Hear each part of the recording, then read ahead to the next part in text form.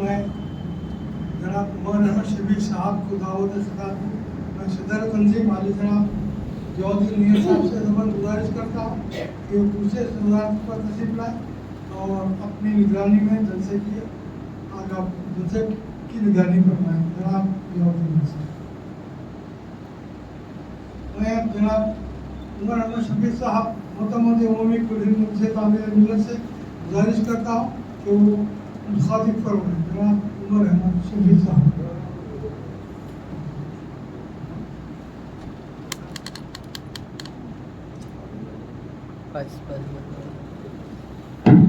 الحمدللہ نحمد رسول اللہ علیہ وسلم و تسلیما. اللہم صلی علی سیدنا مولانا محمد وعلی آل سیدنا مولانا محمد و صحابہ بارک وسلم. حاضرین کرام، محرم کی آج 10 تاریخ ہے اور اس 10 تاریخ کو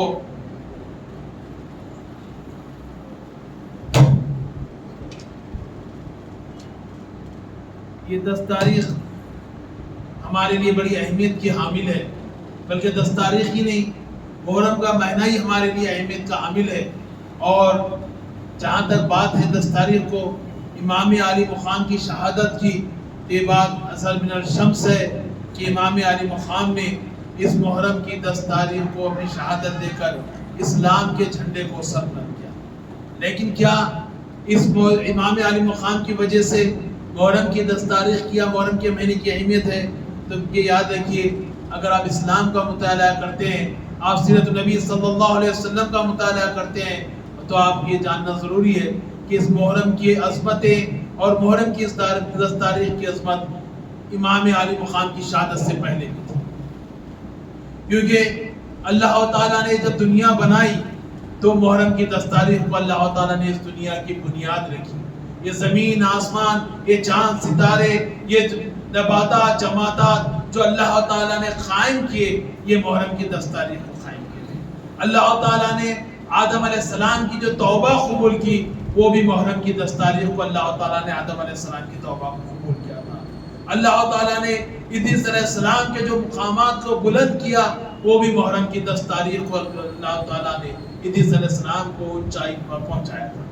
اللہ تعالیٰ نے نوح علیہ السلام کی کشتی کو جو پانی سے کنارے لگایا تھا طوفان نوح سے، وہ بھی محرم کی 10 تاریخ تھی. آپ یاد رکھیے. اسی طریقے سے حضرت ابراہیم علیہ السلام کو نمرود کی آگ سے اللہ تعالیٰ نے نار نمرود سے جو بچایا تھا، وہ بھی محرم کی 10 تاریخ تھی. اسی طریقے سے حضرت سلیمان علیہ السلام کو جو حکومت واپس ملی، وہ بھی محرم کی 10 تاریخ تھی. اور محرم کی 10 تاریخ کو حضرت یونس علیہ السلام کو اللہ تعالیٰ نے 40 دن پیٹ پہ رہنے کے بعد میں جو نکالا تھا، باہر جو آپ کو برات دی تھی، وہ بھی محرم کی 10 تاریخ تھی. اسی طریقے سے موسیٰ علیہ السلام کو اللہ تعالیٰ نے دریا پہاڑ پر جب نکالا تھا تو وہ بھی محرم کی 10 تاریخ تھی. یعقوب علیہ السلام کی جو بینائی لوٹائی گئی، وہ بھی محرم کی 10 تاریخ تھی. تو اگر اسلام کا اگر آپ جائزہ لیں تو آپ کو معلوم ہوگا کہ محرم کی 10 تاریخ کو، اور حضرت صلی اللہ علیہ وسلم نے فرمایا قیامت بھی جو قائم ہوگی وہ بھی محرم کی 10 تاریخ کو قیامت قائم ہوگی. تو اگر آپ محرم کا جائزہ لیتے ہیں 10 تاریخ کا، خود رمضان مبارک سے پہلے کہ مسلمان جو روزے اور کفار مکہ بھی روزے رہا کرتے تھے، تو محرم کے عاشورے کے روزے رہا کرتے تھے. یہ بات تاریخ میں آتی ہے، یہ بات اسلام کی کتابوں میں آتی ہے، یہ بات لکھنے والوں نے لکھی ہے کہ جب رمضان مبارک آ گیا تو لوگ روزے رہنا چھوڑ دیے. محرم کے جب حضور اکرم صلی اللہ علیہ وسلم مدینہ منورہ تشریف لے کر گئے اور جب وہاں دیکھا کہ یہودی وہاں تھے موجود تھے اور محرم کی 10 تاریخ کو روزہ رکھتے ہیں، تو حضور اکرم صلی اللہ علیہ وسلم نے کہا کہ یہودیوں سے زیادہ یعقوب علیہ السلام پر ہمارا حق ہے، ہم روزہ رہنا چاہیے. یہودی 1 روزہ رہتے ہیں تو ہم کو 2 روزہ رکھنا چاہیے. تو آپ نے کہا کہ 9 اور 10 یا 10 اور 11 کو ملا لیں اور 2 روزے رکھی جائیں. تو یہ بات اثر من الشمس ہے، یہ بات بالکل صاف طور پر یہ بات ہے کہ محرم کی 10 تاریخ کی عظمت اسلام سے پہلے بھی تھی، اسلام آنے کے بعد بھی ہے. قیامت تک محرم کی یوم عاشورے کی عظمت رہے گی. لیکن اس کی عظمتوں میں، اس کی اہمیتوں میں جب اضافہ ہوا، جب ہوا اللہ تعالیٰ، اور جو اضافہ ہوا وہ اللہ تعالیٰ نے اسی تاریخ کو امام عالی مقام حضرت حسین رضی اللہ عنہ کی شہادت نصیب کی. لیکن جو ایک طرف کی بات کی جاتی ہے، اس سے میں نے بات آپ کے سامنے رکھی کہ لوگوں کی یاد رکھیے کہ حضور اکرم صلی اللہ علیہ وسلم کی ایک حدیث کا مفہوم ہے. آپ نے فرمایا ایک وہ طبقہ دوزخ میں جائے گا جو بغض علی رکھے گا, علی رضی اللہ عنہ سے بغض رکھے گا. پھر آپ نے یہ بھی کہا ایک وہ طبقہ بھی دوزخ میں جائے گا جو حضرت علی کی محبت میں بہت آگے نکل جائے گا. آج ہم دیکھتے ہیں, آج ہماری نظروں کے سامنے کیا حالات ہو رہے ہیں. افسوس تو ہوتا ہے. کل شام میں ایک نا کی مسجد میں پروگرام تھا, میں نکل رہا تھا, مجھے نہیں معلوم تھا کہ میں پرانے شہر میں رہتا ہوں. راستے میں اتنے کہ 2-3 عاشور خانے اور پورے سنی لوگ ٹھہرے ہوئے ہیں, اہل سنت جماعت کے جو اپنے آپ کا دعویٰ کرتے ہیں, نعوذ باللہ آگ جلا رہے ہیں, ناچ رہے ہیں, گا رہے ہیں. کیا امام علی مقام نے اسی لیے اپنی شہادت دی تھی؟ سوچنا چاہیے, فکر کرنا چاہیے. اس لیے کہ کس لیے فکر کرنا چاہیے؟ اس فکر کا آغاز کی انتہا جو ہے وہ حضرت امام علی مقام نے. میں نے پرسوں بھی یہ بات کہی تھی. آپ سے اگر میں سوال کروں کہ یزید کون تھا؟ مسلمان تھا, اس بات سے آپ انکار نہیں کر سکتے. حضرت معاویہ رضی اللہ عنہ جیسی شخصیت کا ایک اولاد تھی جنہوں نے جو کاتب وحی ہے, جنہوں نے جو سمندری جو حملہ حضرت کہ سمندر سے جو حملہ کیا گیا سب سے پہلے حضرت معاویہ رضی اللہ عنہ نے کیا. آپ سے بعض حدیث منسلک ہے, آپ کی تقوی کی لوگ دنیا کے آپ کے تقوی پر کتابیں لکھے. ایسی شخصیت کا بیٹا تھا, لیکن وجہ کیا تھی؟ کیا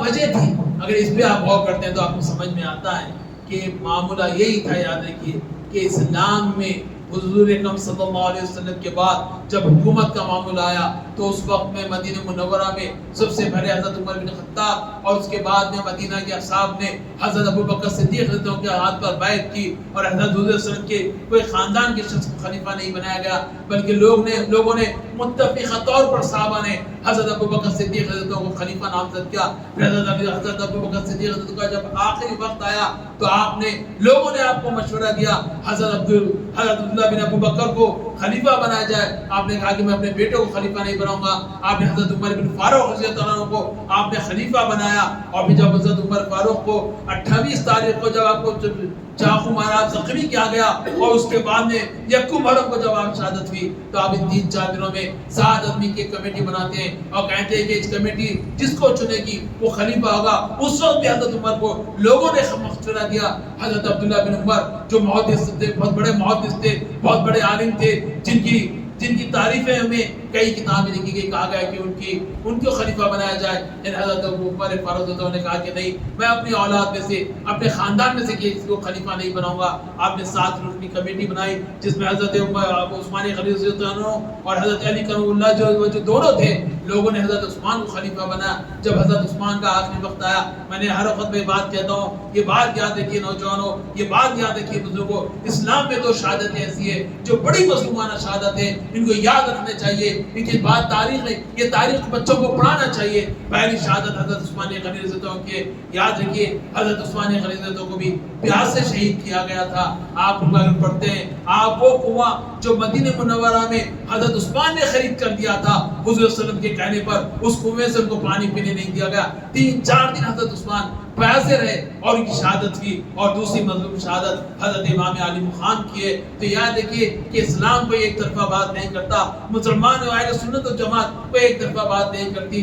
جہاں تک حضرت عثمان کی شہادت کے بعد لوگوں نے حضرت علی سے کہا کہ آپ خلافت قبول کر لیجئے, حضرت علی نے خلافت قبول کرنے سے انکار کیا. لوگ عبداللہ بن عمر کے پاس گئے اور دوسرے صحابہ کرنے گئے, کوئی خلافت قبول کرنے کے لیے تیار نہیں تھا. پھر بعد میں پھر حضرت علی سے گزارش کی گئی, ریکویسٹ کی گئی, حضرت علی نے خلافت قبول کی. اس خلافت قبول کرنے کے بعد کے بڑے طویل حالات ہیں. حضرت علی نے یہاں مدینے سے کوفہ کو اپنا مقام تبدیل, صدر مقام تبدیل کیا. وہاں پر ہمارے کوفیوں نے حضرت علی کو بھی دھوکہ دیا, اور اس کے بعد نے حضرت علی کے بعد امام حسن رضی اللہ عنہ کو خلیفہ بنایا گیا. 6 مہینے آپ خلیفہ تھے, اور اس 6 مہینے میں جو 40 سال ہو جاتے ہیں کہ کہا جاتا ہے کہ حضرت صلی اللہ علیہ وسلم نے کہا تھا کہ اس کا بھی مفہوم ہے, میں پرانے میں سنا ہوں کہ حضرت صلی اللہ علیہ وسلم نے کہا تھا کہ 40 سال تک خلافت رہے گی. پر حضرت امام حسن کی خلافت ملا کر 6 مہینے 40 سال کی خلافت ہو گئی. حضرت امام حسن میں اور حضرت معاویہ میں ملازم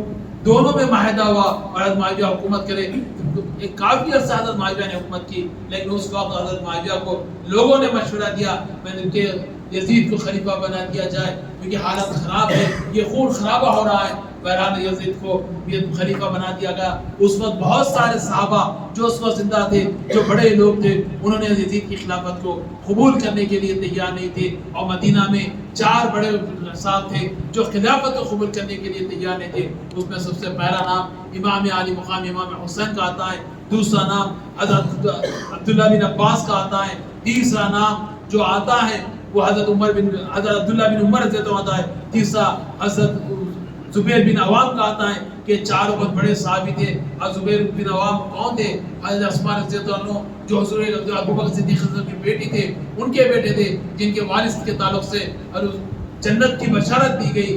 بہرحال حضرت صلی اللہ علیہ وسلم مبشرہ میں حضرت زبیر کے والد ہیں، تو آپ یہ چاروں خلافت قبول نہیں کرتے۔ یزید وہاں سے مدینہ کے گورنر کو ولید بن عتبہ ابن سفیان کو یہ کہہ کر بھیجتا ہے کہ تم جاؤ ان چاروں سے خلافت کے لیے میری بیعت لو، اور سب سے پہلے حضرت امام حسین سے بیعت لینا۔ جب ان سے بات ہوتی ہے تو حضرت امام حسین کہتے ہیں کہ میں مصروف ہوں کہ بعد میں بات کروں گا۔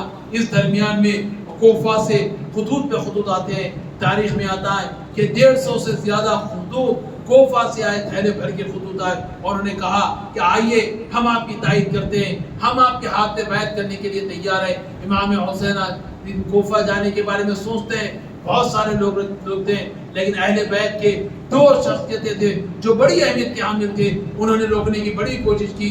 اس میں ایک شخصیت تھی حضرت عبداللہ بن عباس رضی اللہ عنہ کے جو حضرت صلی اللہ علیہ وسلم کے چچا زاد بھائی تھے، جو امام حسین کے چچا ہوتے تھے۔ انہوں نے کہا کہ کوفیوں نے اس سے پہلے بھی حضرت علی کے تعلق سے انہوں نے بغض رکھا، انہوں نے ان کے تعلق سے دھوکہ دیا، آپ بچ جائیے۔ اور اس کے ساتھ ساتھ حضرت امام حسین کے بھائی جو سوتیلے بھائی تھے، حضرت علی کے سکے بیٹے تھے محمد بن حنفی رضی اللہ عنہ، انہوں نے بھی خواہش کی کہ آپ بچ جائیے، آپ کو روکنے کی بڑی کوشش کی، لیکن امام علی مقام نے کہا کہ ٹھیک ہے میں نہیں جاؤں گا۔ اب مسلم بن عقیل کو کوفہ بھیجتے ہیں۔ جب مسلم عقیل کوفہ میں پہنچتے ہیں تو دیکھتے ہیں کہ 40,000 سے زیادہ صاحب آپ کے ہاتھ پر بیٹھ کر، اور حضرت مسلم بن عقیل خود لکھتے ہیں کہ امام علی مقام کو کہ اچھا موقع ہے، لوگ آپ کے ہاتھ پہ بیعت کرنے کے لیے بے چین ہے، آپ کے اوپر سے نچھاور ہونے کے لیے، مرنے کے لیے تیار ہے، آپ کوفہ تشریف لائیے۔ امام علی مقام نیت کر کے نکلتے ہیں، پہلے مکہ مکرمہ جاتے ہیں، پھر وہاں سے آپ کوفہ کے لیے نکلتے ہیں۔ اور اس درمیان میں ہوتا یہ کہ جب حضرت مسلم بن عقیل جب وہاں پہنچتے ہیں، وہ اس کے بعد میں یزید وہاں پر زید بن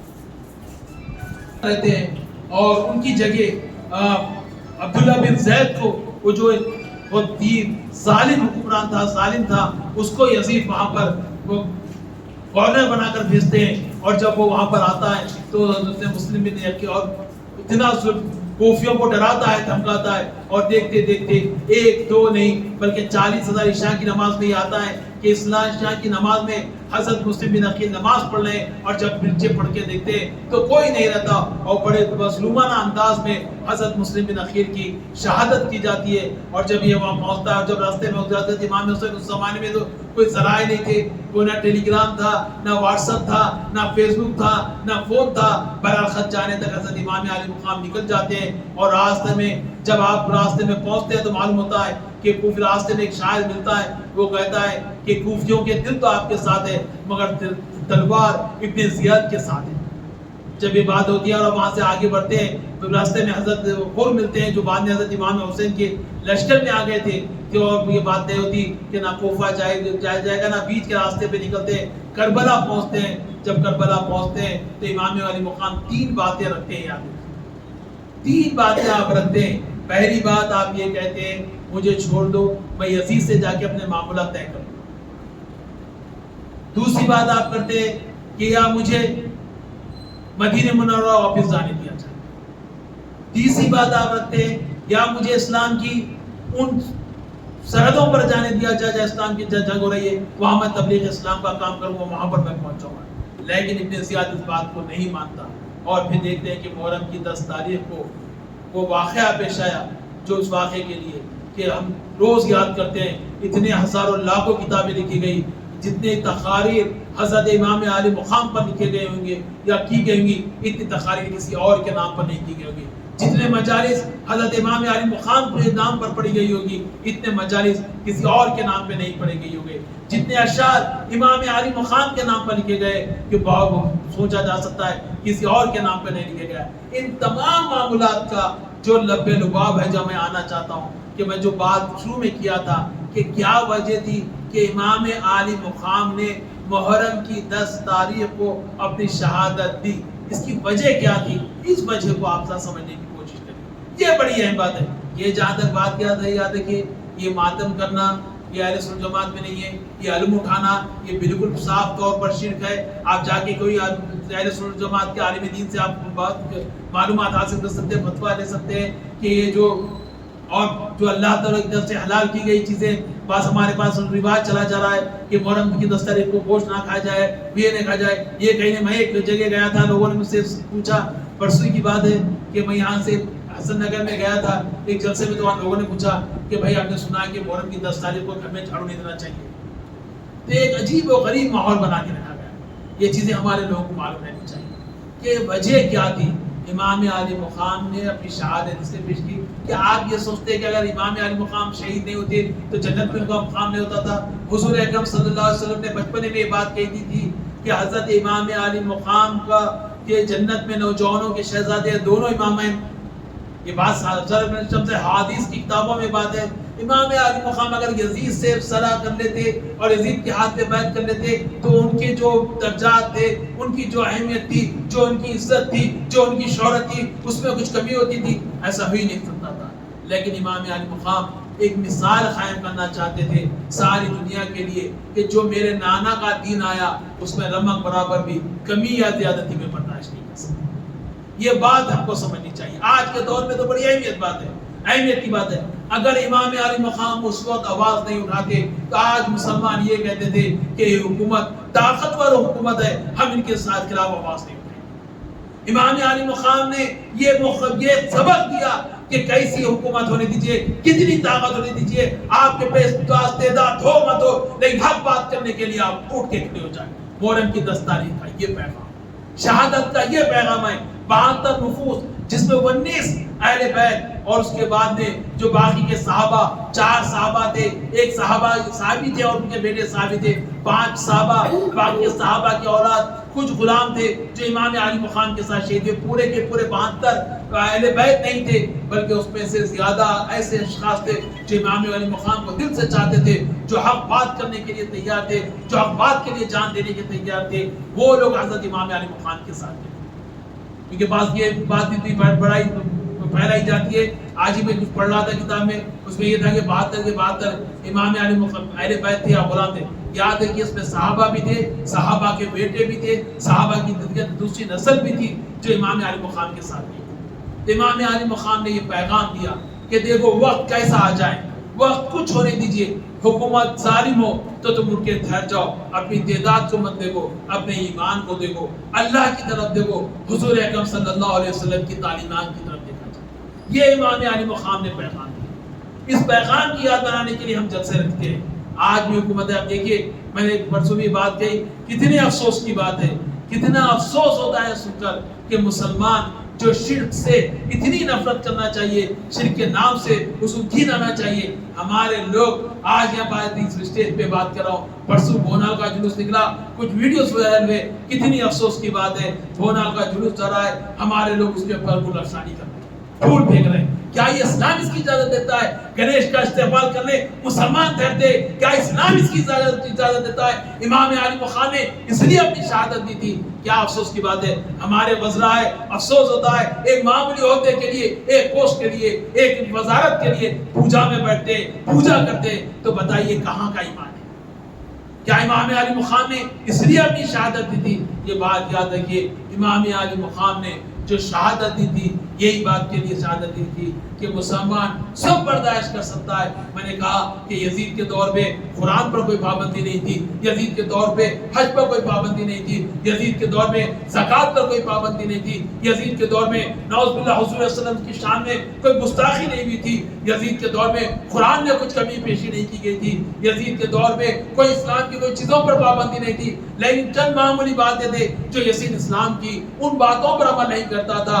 لکھا جاتا ہے کہ صلاح مشورہ نہیں کیا کرتا تھا, اور وہ بعض چیزیں جو اسلام میں بعض چیزیں تھی اس پر وہ عمل نہیں کرتا تھا. بیت المال کا مال, بیت المال پہ مال جیسا خرچتا ہے وہ مال ویسا نہیں خرچتا تھا. بعض کتابوں میں لکھا گیا کہ وہ شراب پیتا تھا. یہ چند معمولی باتیں تھے جس کے کو روکنے کے لیے امام عالی مقام نے اپنی جان دے دی. اور آج ہمارا معاملہ یہ, ہم امام عالی مقام کا اور نام لیتے ہیں, نعرے لگاتے, ماتم کرتے. امام عالی مقام نے تو ثابت کیا کہ موقع ہے, جنگ کا موقع ہے, سامنے آپ ایک سے ایک آپ کی شہادت ہو رہی ہے. معصوم علی اکبر کی شہادت ہو گئی, 9 مہینے کے بچے کی, 2 سال کے بچے کی شہادت ہو گئی. آپ کے ایک ایک کر آپ کے ساتھی شہید ہو رہے ہیں, اور آپ جہاد کے لیے نکلے ہوئے, آپ مقابلے کے نکلے ہوئے. نماز کا وقت ہوتا ہے تو امام علی مقام جنگ کو روک دیتے, نماز کے لیے ٹھہر جاتے ہیں. اور آج مسلمانوں کا یہ معاملہ ہے کہ ہم امام علی مقام کے چاہنے والے کہتے ہیں, اور نماز کی رضا ہوتی ہے. اور وہ ایک نماز تھی امام حسین نے کربلا کے میدان میں ادا کی اور اپنی جان دی. اور آج ہمارا معاملہ ہے کہ ہم نعرے لگا لیتے ہوئے نکل جاتے ہیں, ہم جوش چیزیں باتیں کرتے ہوئے نکلتے ہیں. لیکن ہماری مسجدیں آباد نہیں ہیں. میں ہر وقت یہ بات کہتا ہوں, آپ سے بھی کہتا ہوں, ہر ایک سے کہتا ہوں, یاد رکھیے بابری مسجد کا مسئلہ ہے, گیان واپی کی مسجد کا مسئلہ ہے, بنارس کی مسجد کا مسئلہ ہے, دیگر مساجد کا مسئلہ ہے. یہ یاد رکھیے یہ سارے مسجدیں رک سکتی تھی, بچ سکتی تھی اگر مسلمان 5 وقت جمعے کی طرح نماز کو جاتے. مسلمان 5 وقت جمعے کی طرح نماز کو جاتے. افسوس ہوتا ہے کہ ہماری مسجدیں خالی ہے. کل محرم کی 10 تاریخ تھی, ہم نے آتے آتے ہم راستے میں ایک جگہ عشاء کی نماز پڑھی, مشکل سے ایک صف, اتنی بڑی مسجد مشکل سے ایک صف وہاں موجود تھی. بتائیے, میں نے کہا کہ وہ اس کی قریب میں ایک علم نکل رہا تھا, کچھ چل رہا تھا, وہاں پر سینکڑوں لوگ کھڑے ہوئے, عورتیں بچے, اور مسجدیں خالی ہے. امام علی مقام نے یہ مثال دی کہ مسلمانوں وقت کا ایسا آ جائے, کچھ وقت ہونے دیجئے, خوشی کا ہونے دیجئے, غم کا ہونے دیجئے, کہ مسلمان کی نماز قضا نہیں ہو سکتی. آج ہم کو جائزہ لینا. امام علی مقام نے اپنے بیٹوں کو, میں نے مثال دی کہ کربلا کے میدان میں شہید کر دیا. آج ہمارے معاملہ یہ ہے کہ ہم بچوں کو نماز کو تک نہیں کیا سکتے, بچوں کو کوئی اچھے کام کے لیے دم داخل رہتے, ہم ایک دوسرے پہ ڈالتے ہیں. آج کا موقع ملا 1-2 باتیں میں بول دوں کہ ہٹ کے نہیں ہے, کہ میں نے مثال دی کہ امام علی مقام نے اسلام کو بچانے کے لیے, اسلام کے بعد اصولوں کو بچانے کے لیے اپنی جان دی, کہ ہم اس پر پورے اترتے ہیں. آج ہم امام علی مقام نے اپنے بچوں کو شہید کیا, اور آج ہمارا معاملہ کوئی اچھے کام میں ہمارے بچے شامل نہیں ہوتے. ہمارے دماغ میں یہ بڑے بڑے علماء کرام ہیں, بڑے بڑے مشائخین کرام ہیں, بڑے بڑے لیڈرز ہیں, ان کی خواہش ہے کہ میرا بچہ اچھا پڑھے, امریکہ چلے جائے, کینیڈا چلے جائے, آسٹریلیا چلے جائے, زیادہ سے زیادہ پیسہ کمائے, اچھی زندگی گزارے, خوب کھائے, شاندار کپڑے پہنے, مرسیڈیز کار میں پھرے, اور اس سے اچھی BMW کار لے, اور ہماری زندگی آرام کی ہو جائے. امام علی مقام نے اس لیے جان نہیں دی. یہ اسلام ہم کو چوبی نہیں ملا.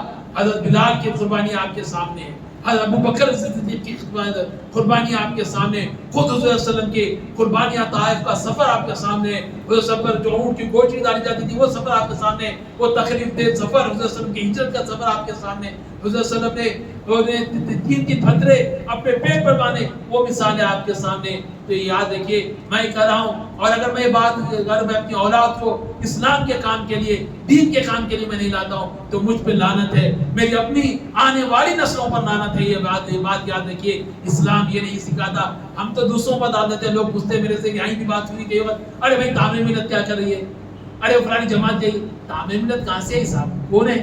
4 آدمی میں کام کر سکتے ہیں. ایک جماعت خلیل اللہ حسین صاحب نے بنائی.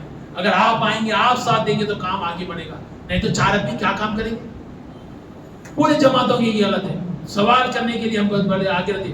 ہماری کیا ذمہ داری, ہم اس سے بچتے ہیں. اور امام علی مقام نے کربلا میں اپنی گردن کٹا کر یہ مثال دی کہ ذمہ داری دوسروں پر مت ڈالیے، اسلام کی ذمہ داری ہر ایک کے کاندھوں پہ آتی ہے۔ میں حضور صلی اللہ علیہ وسلم کا نواسا ہوں، میں حضرت علی کا بیٹا ہوں، لیکن میری ذمہ داری ہے، میرے تعلق سے میرے نانا نے جنت کی بشارت دے دی ہے، میرے تعلق سے میرے نانا نے محبت کیا کہا، حضرت وسلم نے کہا کہ حدیث کا مفہوم ہے جو میں حسن حسین کو چاہتا ہوں، حسن حسین مجھ کو چاہتے ہیں، جو ان کو چاہتا ہے اللہ، جو ان کو چاہے اللہ تعالیٰ تو بھی ان کو چاہے۔ آپ نے امام حسن نے یہ قربانی اس لیے دی۔